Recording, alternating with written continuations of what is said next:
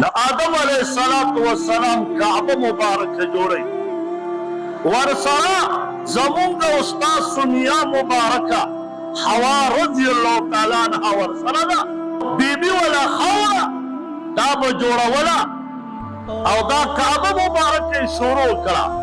پنځو غرونو نه آدم علیه السلام کاڼي راغونډ کړه مسلمانه دا ما او تا چې وینو ده دا پیغمبرانو ډېر تکلیفات تیر کړي دي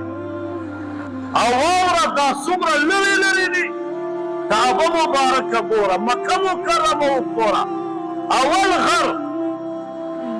هغې نه چې کاڼی راوړی شوی دی تورې سینا مصر طرف ته دویم غر تورې زیتا